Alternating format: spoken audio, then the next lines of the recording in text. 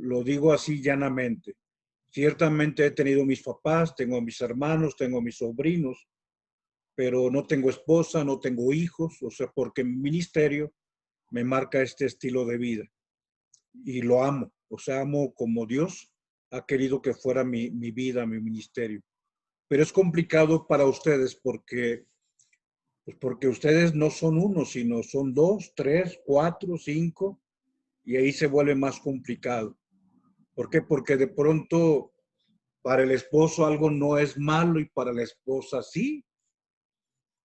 O lo que hoy vives, de pronto para unos hijos algo no es malo y tú dices, es que pues yo no ubico porque no se da cuenta.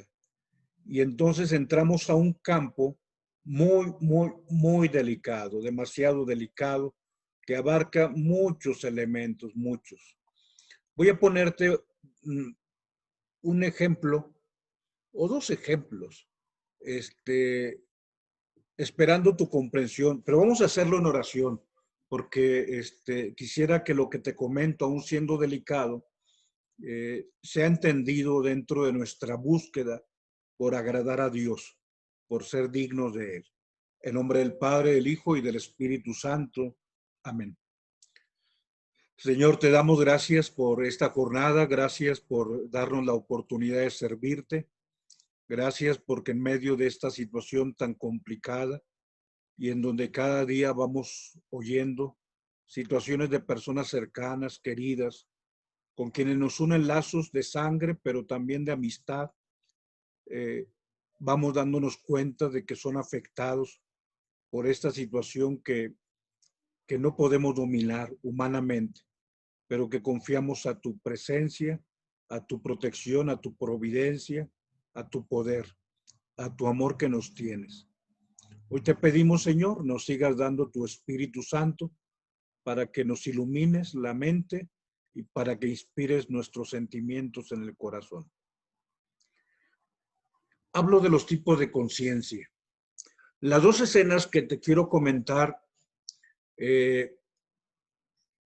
pueden provocar risa, no tanto, porque sí deberíamos buscar no ofender a Dios ni en lo mínimo.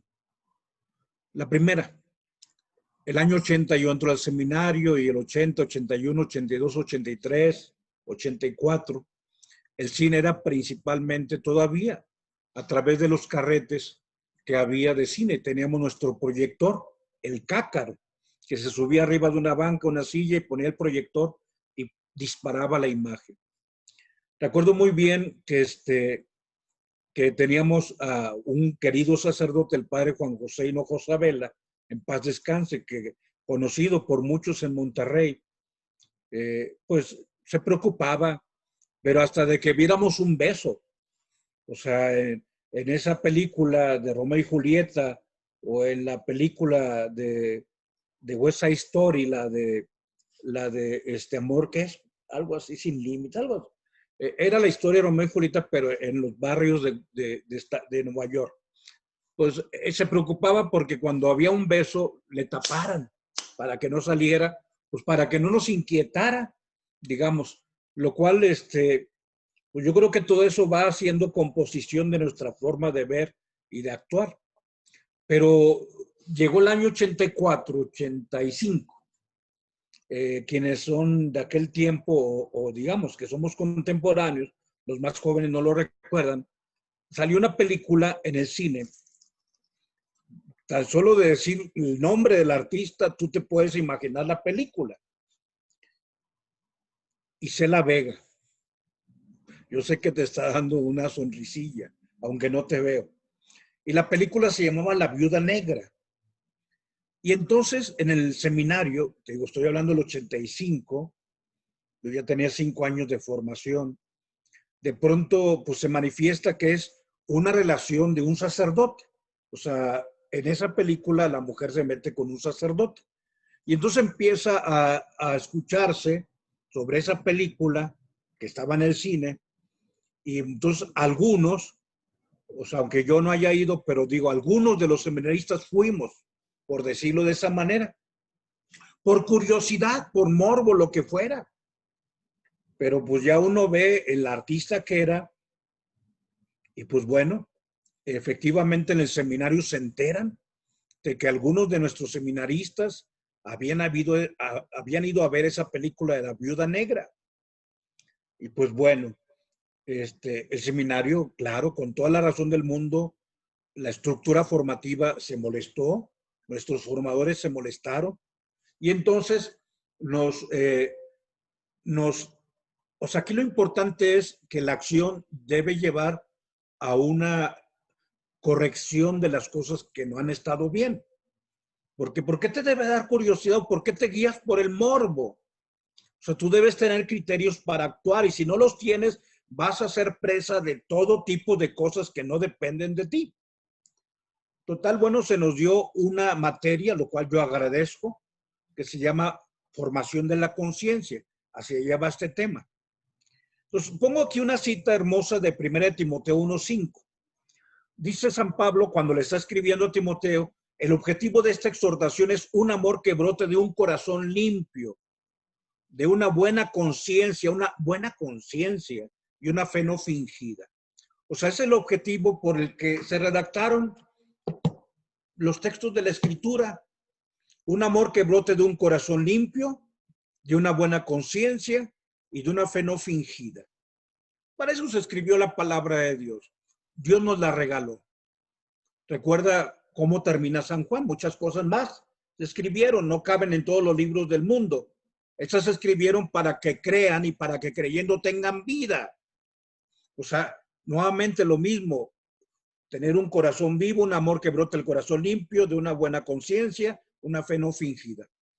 Te pongo en la parte de abajo porque la diapositiva tiene la letra muy chiquita, que este tema de la conciencia no es tan solo un tema religioso, sino un tema humano. Y aquí esta diapositiva donde está un hombre hablándole al oído a otra persona, dice, la voz de nuestra conciencia no es más que nuestros deseos manifestando su ansia por ser cumplidos. Y no dice deseos malos, o sea, porque yo deseo el bien. Entonces, la voz de mi conciencia, pero esto es una apreciación de un psicólogo. Y pongo esta otra, la fotografía de Homero Simpson, que pone precisamente esta disyuntiva, o sea, ¿qué hago? Ponen a un angelito como una voz de conciencia donde le dice no lo hagas. Y ponen un chamuco donde es la parte humana que le dice sí hazlo, te lo mereces, ¿por qué no? No estás haciendo daño, nadie te va a ver, te sacrificas demasiado. Bueno, pongo estas fotografías sobre todo para ubicar esta situación humana. Es una situación humana. Digo, porque los Simpson no están dando clases de religión. O sea, pero admiten que existe este elemento humano que para ti, para mí, está vinculado a lo que Dios me habla. Pero para quien no crea, no puede quitarse a un lado esa voz que le habla al oído y que se representa de esa manera. Bien, vamos a la siguiente diapositiva, que es el texto sagrado de la primera carta a los Corintios. Se sabe de buena tinta que hay un caso de unión ilegítima en vuestra comunidad. Y tan grave dice que ni los gentiles la toleran. O sea, ni la gente que no conoce a Dios. Me refiero a ese que vive con la mujer de su padre y ustedes tan orgullosos. Estaría mejor ponerse de luto y pidiendo que el que ha hecho eso desaparezca de vuestro grupo. Lo que es yo ausente en el cuerpo, pero presente en espíritu, ya he tomado una decisión como si estuviera presente. Reunidos vosotros en nombre de nuestro Señor Jesús y yo presente en espíritu con el poder de nuestro Señor Jesús, entregar al que ha hecho eso en manos del diablo, humanamente quedará destrozado, pero así la persona se salvará en el día del Señor, cuando toque fondo. Ese orgullo vuestro no tiene razón de ser. ¿No sabéis que un poco de levadura fermenta toda la masa? Barré la levadura vieja para hacer una masa nueva, ya que sois panes ácimos, porque ha sido inmolada nuestra víctima pascual, Cristo. Así pues, celebramos la Pascua no con levadura vieja, levadura de corrupción y de maldad, sino con los panes ácimos de la sinceridad y la verdad. Palabra de Dios. Te alabamos, Señor. Bien. Aquí hay un caso de una situación que desgarra a la comunidad cristiana. ¿Y cómo puede ser, critica San Pablo, que hasta se sientan orgullosos, diciendo, mira, en mi casa, en mi pueblo, pasa esto? Eso no deberían sentirse orgullosos. Por eso quiero recuperar un poquito lo que es el pecado grave. Adelante, por favor. Y tomo el texto de 1 Juan 1:8. Si decimos que estamos en pecado, nos engañamos a nosotros mismos y la verdad no está con nosotros. Si reconocemos nuestros pecados, Él, que es fiel y justo, nos perdonará los pecados. Habla del tema del pecado, desde el hombre, es decir, la perspectiva antropológica, pero lo encuadra dentro del horizonte divino. Dios puede perdonarnos el pecado. Y ubicar, o sea, una primera definición, habría muchos. O sea, el pecado es perder la amistad con Dios, pecado es romper la relación de gracia. A mí me gusta esta expresión, que el pecado es aquello que nos confronta con el amor divino. ¿Sí? Un amor justo, un amor generoso, bueno, un amor fiel. Cuando lo que hago me confronta con aquello que es tan grande como es el amor de Dios, eso es el pecado. Confrontarme con el amor divino tan exceso, tan grande, tan perfecto, tan magnánimo, tan misericordioso. Pero aquí es bueno recordar, porque vamos a meternos en un callejón un poquito estrecho, si no digo sin salida, sí callejón estrecho, porque vamos a empezar a tocar cosas que a todos nos conciernen. Recuerda estos tres elementos que son necesarios para que haya un pecado grave. Materia grave, oye, padre, ¿cuál? Pues no matarás, no robarás, no fornicarás, no levantarás falso testimonio, ni mentirás, honra a tu padre y a tu madre, o sea, lo que el Señor le dice al joven rico. Y claro, habla de amar a Dios sobre todas las cosas. El Shema, que ya hemos expresado, el no tomar el nombre de Dios en vano, santificar el día sagrado, pues bueno, materia grave. Pero hace falta que para que haya pecado grave, haya pleno conocimiento. Por eso el niño, después de los 7 años, que ya conoce más, pues tiene obligación de buscar la reconciliación con Dios. Pero también, aparte de materia grave, pleno conocimiento, el pleno consentimiento. Ojo, hay cosas que tú y yo no consentimos. Te reitero aquello que le sucedió al padre que te platicaba en la tarde. No te digo el nombre, pero él, ya profesionista, egresado del tecnológico, en su coche, viajaba de noche, iba bien, o sea, porque aquí es cuestión de conciencia.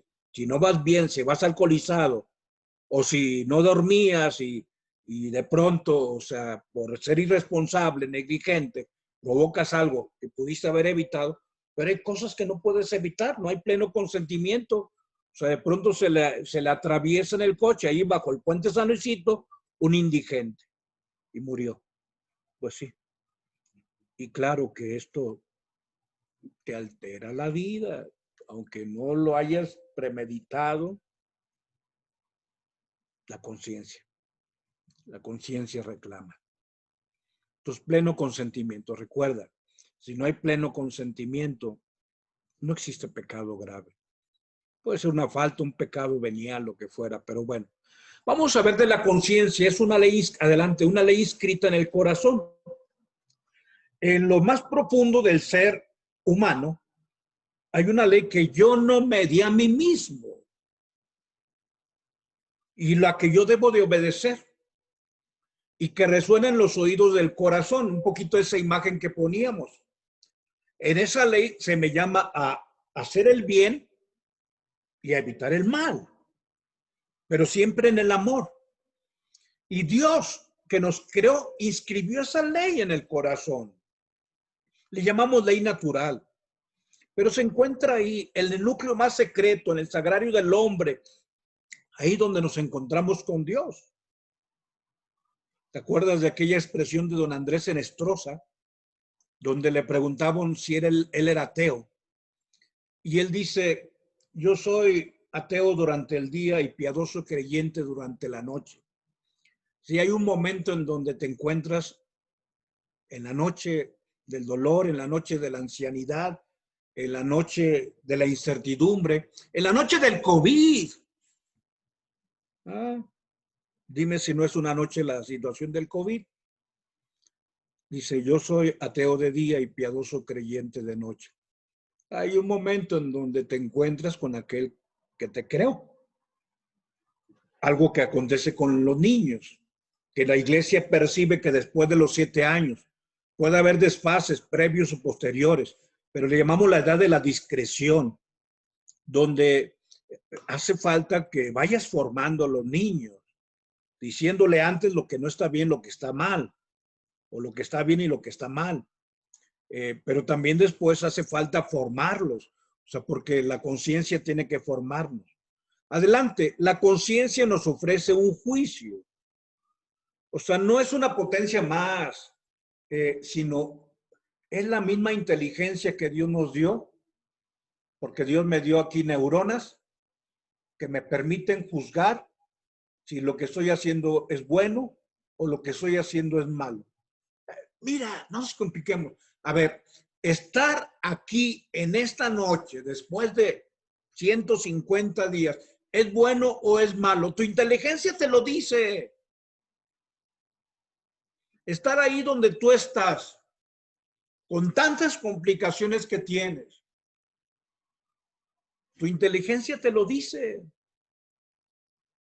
O sea, la ley que Dios escribió en nuestro corazón. Quiero que ubiquemos, lo subrayé en color morado, que es importante. La conciencia es una facultad natural del ser humano. Ojo, aún los que no creen en Dios, por eso quiero subrayar, no es una parte de la vida religiosa del hombre, aunque para ti, para mí sí. Pero alguien que no cree en Dios tiene conciencia. O sea, la conciencia es que tú eres católico y tú eres cristiano o tú eres evangelista y por eso tienes conciencia. No, no. Todo ser humano tiene conciencia. Y cuando hago algo bueno, mi conciencia me lo aprueba. Y cuando hago algo malo, me acusa y me condena y no me deja en paz. Por eso la conciencia nos da un juicio, tanto después de que lo hacemos algo o después de que ya hemos hecho algo antes. La sentencia será nuestro juez. Digamos, para nosotros, se basa en esa ley natural que Dios nos ha dado. Adelante, ¿qué hay que hacer con la conciencia? Obedecer. Fíjate, aquí la palabra obedecer la desglosé. Viene del latín ob audire. ¿Qué es obedecer? Escuchar.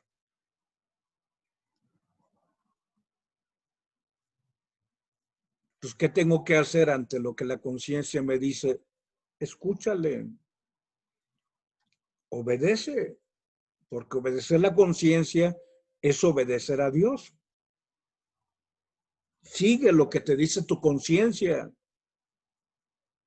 Por eso todos tenemos que poner atención para escuchar y seguir la voz de la conciencia.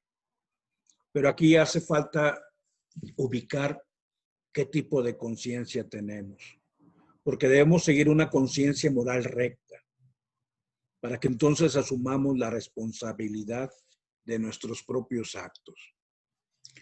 ¿Qué tipo de conciencia hay, Padre? Adelante. Te hablo de la conciencia verdadera y te hablo después de la conciencia falsa o la errónea. Primero, la conciencia verdadera. Una conciencia verdadera juzga la acción en conformidad con los principios objetivos de la moralidad. O sea, la conciencia verdadera sabe que debe cuidar la vida, la propia y la de los demás. Sabe que no debe hablar mal de los demás. O sea, que no debe mentir. Sabe que no debe tomar lo que no es propio. O sea, la persona está en conformidad con los principios objetivos. Pero hay conciencias erróneas. Ojo, voy a empezar quizá a poner escenarios conocidos. De pronto una mamá viene y me dice, padre, encontré un preservativo en la bolsa de mi hija. Entramos a campos muy difíciles. ¿Por qué? Porque, te reitero, es tan complejo este campo del ámbito de la interioridad. Pero, ¿qué hago, padre? Me quedo callada. Vamos a ver qué hacemos. Hay la conciencia errónea. La persona juzga la acción equivocadamente y confunde lo malo con lo bueno. Porque para que las personas no tienen bases y obviamente su inteligencia les traiciona, o sea, actúan sin prudencia. Pero quiero decirte, o sea, padre, es que pues, es el campo de la vida de mis 3 hijos. Sí, distingue que hay una conciencia errónea que es vencible. O sea, la persona, digamos, no desea el error, se le hizo fácil. Y a veces la persona pone los medios para salir de la equivocación para que se pueda salir.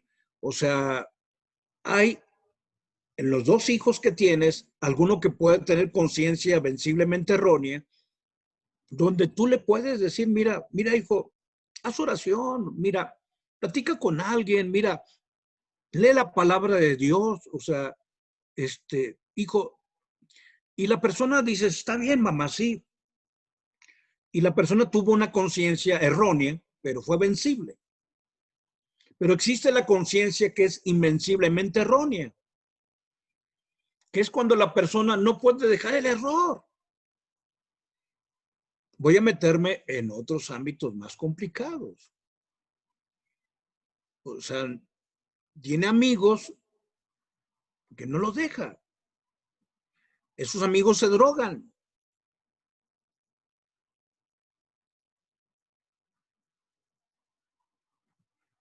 O sea, el amigo con el que se junta mucho es el que distribuye la droga en la escuela.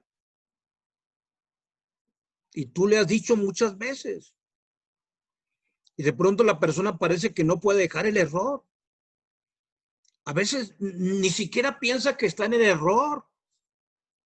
A veces la persona luchó, pero sin conseguir lo que quería. Y entonces ya no quiere luchar. Aún así Dios puede actuar. Entonces, según el objeto, la conciencia puede ser verdadera si está en conformidad con los principios objetivos. ¿Cuáles? Los de la palabra de Dios, pero también los de tu corazón, caray. Ya eres un adicto. O sea, tu cuerpo ya está intoxicado, ya se está quebrantando. Eso es bien objetivo, son principios objetivos. O sea, aunque el mandamiento me dice no matar, caray, hijo, aunque tú no creas en el 5.º mandamiento, te están matando, te estás destruyendo, te estás envenenando. Aún así, o sea, Dios puede hacer que la conciencia invenciblemente errónea pueda cambiar. Entonces, según el objeto, ¿es verdadera o errónea? Pasemos a la siguiente categorización, que es por el modo en que juzgamos.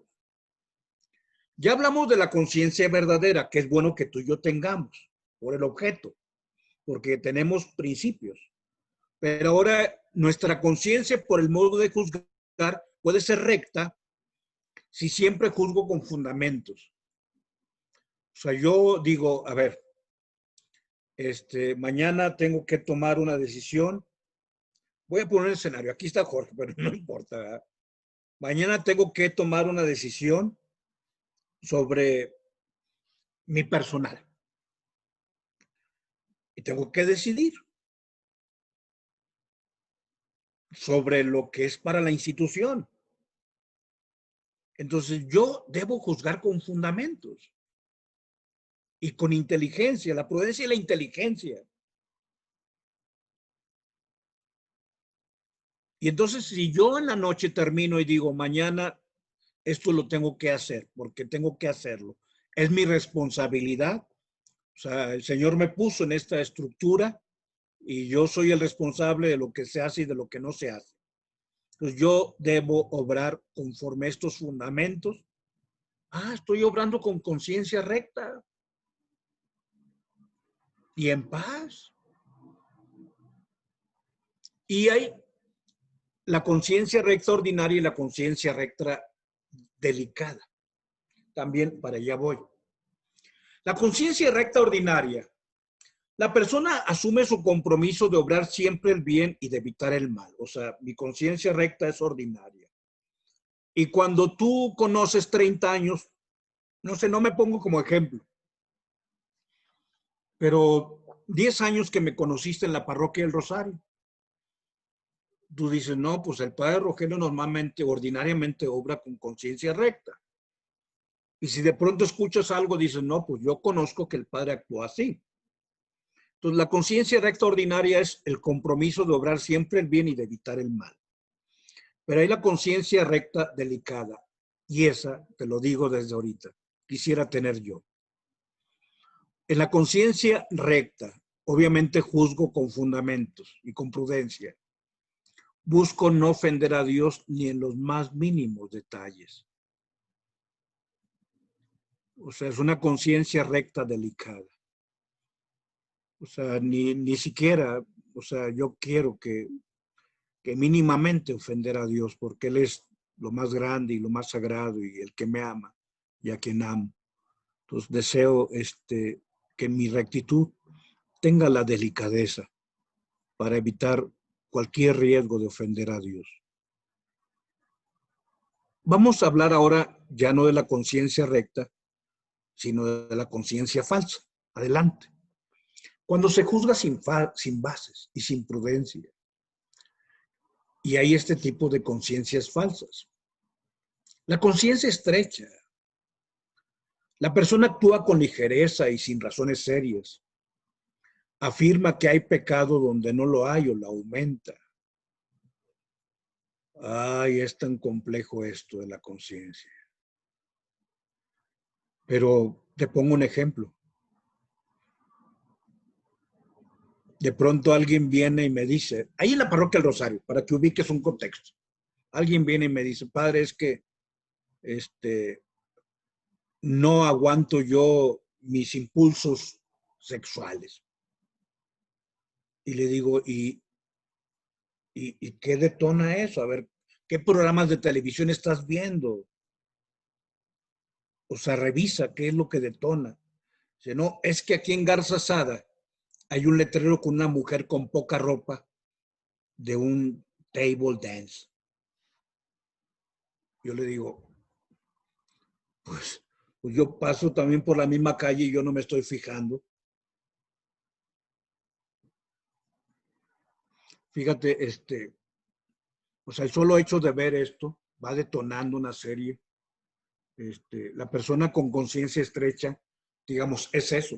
O sea, no es conciencia delicada, sino estrecha, donde te pongo un ejemplo ya de la conciencia escrupulosa que va más allá, porque para el escrupuloso todo es malo.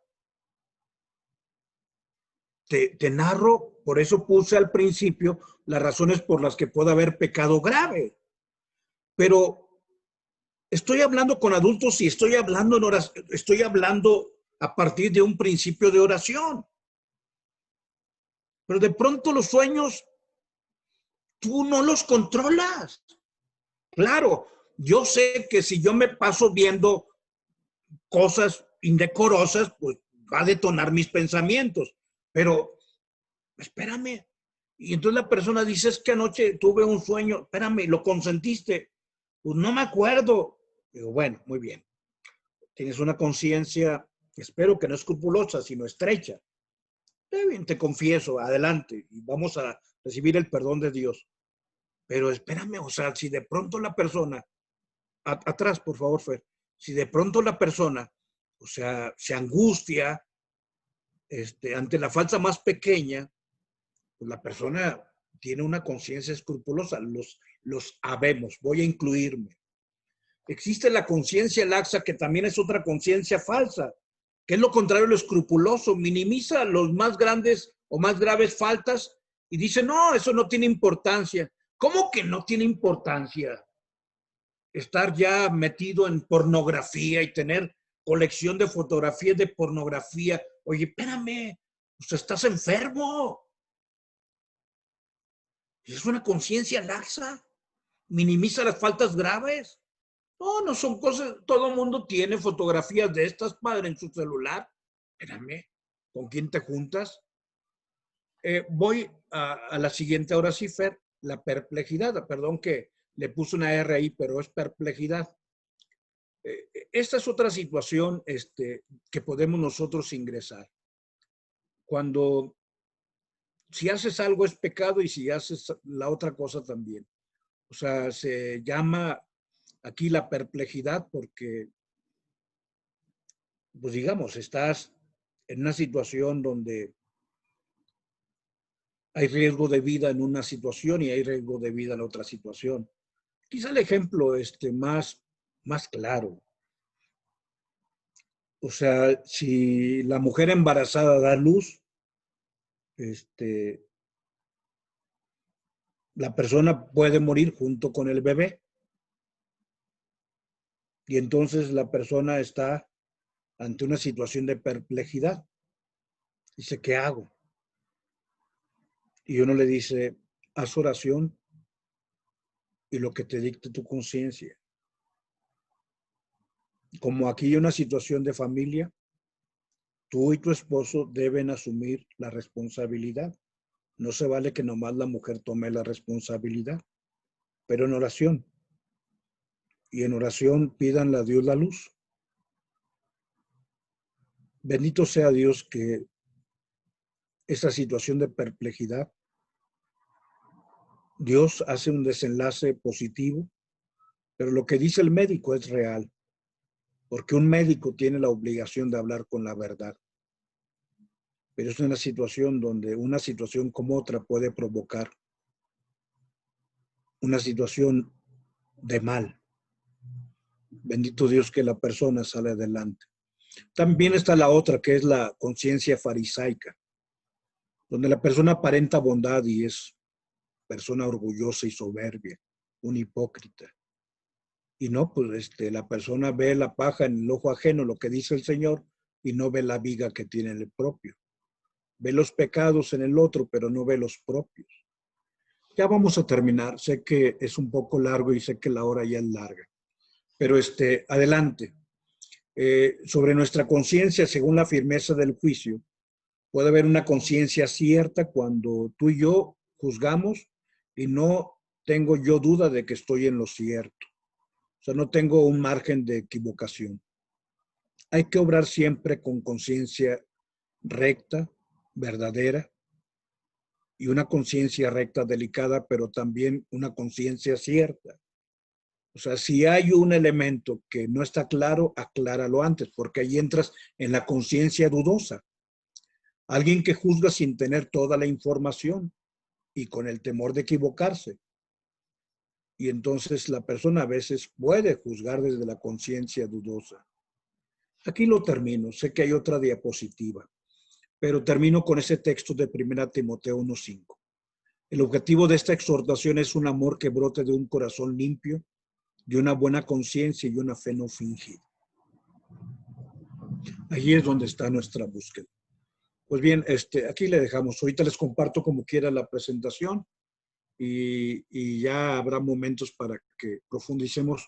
Hoy te lleva la presentación, quiero agradecerles, porque sí, de pronto el tema es para mucho más tiempo, pero no quise yo dejar a un lado lo que nos ofrece hoy la primera carta a los Corintios.